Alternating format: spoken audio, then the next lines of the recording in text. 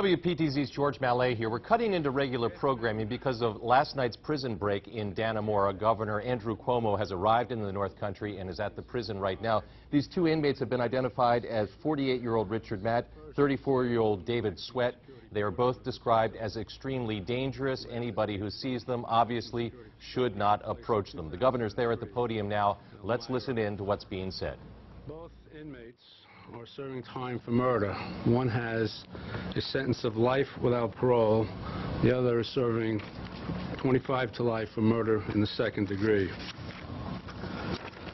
The one who's serving life without parole is named David Sweat.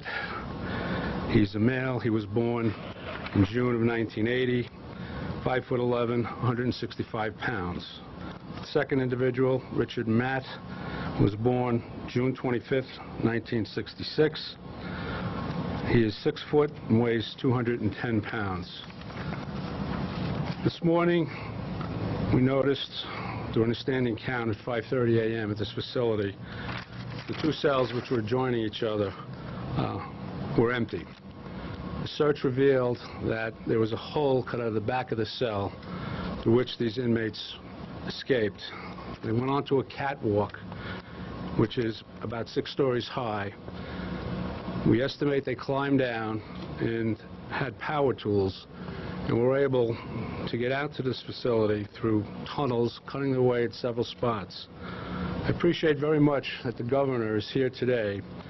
He actually walked to the cells to see firsthand the holes that were drilled in the back of the cells. He went to the catwalk to see their route of escape. He went down to the portions where they were able to cut through a steam pipe at both ends. And finally, he ended up in the street in a manhole cover. This is a very elaborate plan, but we are only at the very preliminary stages of determining exactly what happened. Security is our utmost priority. Keeping the inmates safe, keeping staff safe, and keeping all of the general public safe.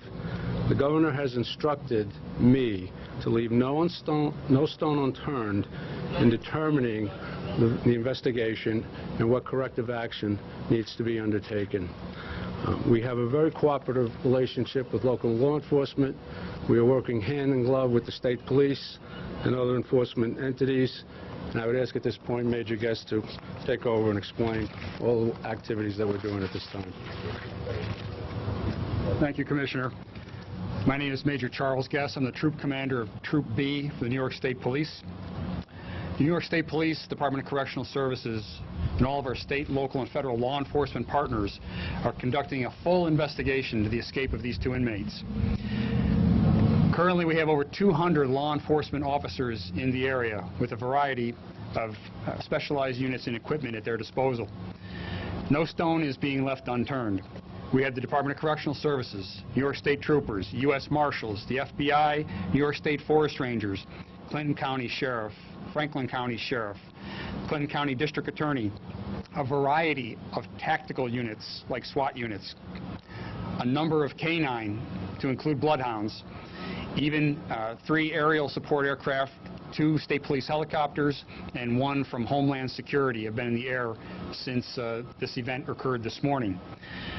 As you can imagine, this is an ongoing investigation. Although I can assure you that no stone will be left unturned, I cannot comment on the tactics, techniques, and procedures that our investigators are currently employing. We are putting on the full court press, and of chief concern is the safety of the community and the citizens of the state of New York. At this time, I'd like to turn it over to Governor Andrew Cuomo. Thank you very much. As you've heard, there was 2 people escaped from Clinton Correctional Facility. This is a first time in this institution's history that anyone has escaped from the maximum security portion of this facility. The facility opened in 1865, so this is quite an unusual occurrence. As you heard from the Commissioner, it was an elaborate plot. We went back and pieced together what they did. It was elaborate, it was sophisticated. It encompassed drilling through steel walls and steel pipes, so this was not easily accomplished. The Commissioner of Corrections is going to undertake a full investigation. We want to find out exactly how it happened. Suggestion that they needed power tools to accomplish this. How did they get the power tools? From who? How? So we'll undertake a full investigation to make sure that this was the first and the last time anyone escaped from this facility. The State Police, Major Guess, outlined the operation that they're going through to find the escapees. They've done an extraordinary job in coordinating resources. The State Police are here. I want to thank local law enforcement that has been great in their partnership working with the State Police as well as the Department of Corrections, which has deployed extraordinary troops and extraordinary resources to be part of this collective effort. First order of business is to find the two individuals and return them to prison. That's the first order of business. And we're working on that, and we're asking for the help of the people across the state today. These are two dangerous individuals. One was incarcerated for killing a sheriff. So these are dangerous people, and they're nothing to be trifled with. And we want the help of the public. We want New Yorkers exercising that spirit of community that makes New York so special. And we have pictures being posted of these two individuals. If you see them, if you know anything, if you've heard anything, please contact the State Police or your local police as soon as possible. It's very important that we locate these individuals. They are dangerous, and we want to make sure that they don't inflict any more pain or any more harm on any New Yorkers. So we're asking the help of New Yorkers. I again commend the State Police and the local police agencies that are together coordinating in this hunt to return the escapees. And I thank the Commissioner of Corrections for his diligence. They're just at the very beginning of the investigation. We have more questions than we have answers. But over the coming days and weeks, I'm sure that we'll have more. Questions for myself, the Commissioner, or the Major? Any indication that these two inmates have split up, or are they completely together? We have no indication of any kind. We know the point of exit was the manhole cover down the block. There were a series of tunnels that connected to that manhole cover. They, as you heard from the Commissioner, they gained access from the back of their cell, which is a steel wall. They went through the steel wall into a catwalk, down an elaborate maze of pipes into tunnels, and exited a series of tunnels at the manhole cover. We have a number of leads that the State Police are tracking down right now, but no further information. Acting Commissioner, is there any idea how these inmates would have acquired the kind of tech, in addition to the tools that the Governor mentioned, how would two inmates acquire the technical knowledge to follow a path of that complexity? First question, we don't yet know how they acquired the tools. We've done our internal inventory and we've accounted for all of our tools, but we're only at the preliminary stage. We have a lot of outside contractors that come in to do various repair jobs, so we're following those leads. But at this time, we don't know where the tools are, and we hope when we capture these individuals to learn from them how they discovered the right route to go to. It may have been over a period of time. It may have been trial and error. We don't know. It's only very preliminary at this time. Yeah. And as the Commissioner said, this is an old facility. 1865 it opened. There's a lot of ongoing construction with a number of contractors. Many of the contractors would use these types of tools. We're not drawing a connection, but that is a fact, and one of the facts that's being worked through. On knowing the tunnel system and the pipe system, I don't know that it is as elaborate as it sounds. There is a power station that generates the heat. If you follow the heating pipes, you're going to find your way to the heating station. So I don't know that that was the most intricate part of the operation. I'm sorry, sir. Yeah, absolutely. Do you think we could just review the checking system for these inmates? What time are checks regularly made? What kind of checks are there? First? Do you want to go to the super? Sure. There was master counts every 2 hours throughout the night. They had left things in their bunks that looked like they were in the bunk and they were sleeping. They weren't actual dummies, but they were.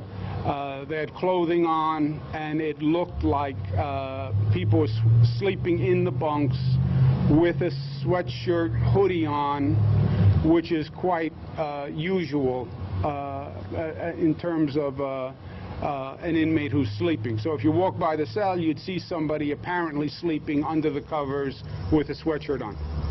Are there different levels of these checks? Is it more of like just a kind of you look in and see them, or are there some where you actually ask the inmates to come out and see them in person? Depends on the time of day. Okay. So at night, is it more of just a visual check? Yeah, now you're not waking people up every couple of hours, but you are looking to make sure there's somebody in the cell, and apparently you would see someone in the cell if you looked in. Governor, I have a question about accountability. I mean, I know the investigation is still underway. Do you feel at this stage, after speaking to your staff here and hearing from the acting commissioner, that people have done what they needed to be doing and that this was an extraordinary act, or do you feel like the ball was dropped here? Well, there's no doubt that it was an extraordinary act. I mean, you have a facility that opened in 1865. Just think about it. This is the first escape from the maximum security portion of the institution ever since 1865. So by definition, it was an extraordinary act. And when you look at how it was done, it was extraordinary. I mean, we went through the tunnels. You look at the precision of the operation. It was truly extraordinary. And unusual and almost impossible to duplicate. But we want to find out exactly what happened. And one of the big questions is, where did the tools come from? And we talked about contractors, etc., in the institution, but that's one of the main questions. And the commissioner is going to do a full investigation, a full debrief. They're working with the state police. Let's find out exactly what happened, and then we can make a determination whether or not we should change a procedure or whether or not there was an error somewhere along the way. But it's preliminary to say someone did something wrong when you don't even know what happened in the first place, which is where we are now. All right, thanks a lot, everybody. Appreciate you coming out. Thank you. Again, please, we're trying to enlist the help of New Yorkers. These are not people to be trifled with. Look at the picture. If you see them, please contact law enforcement immediately. Thank you very much. Thanks very much. So that's Governor Andrew Cuomo wrapping up the brief news conference in Dannemora about last night's prison break. Again, these guys got out through holes that they cut out of their cells using some sort of power tools that they got a hold of. They went across a catwalk, and they are trying to figure out now just where these guys got the power tools. 48-year-old Richard Matt, 34-year-old David Sweat, on the run. WPTZ has learned about a roadblock at Route 374 and Rand Hill Road where cars are being stopped right now. We don't have any indication as to why they chose that location, but that obviously is a main route to the east from the Dannemora facility. WPTZ will continue to cover this story online. We don't have a 6 o'clock broadcast this evening because of coverage of the Belmont Stakes, where the governor had originally planned to go today, but we will have a complete report tonight at 10 o'clock on the Valley CW and then at 11 o'clock on WPTZ. For now, this is WPTZ's George Mallet returning you to regular programming.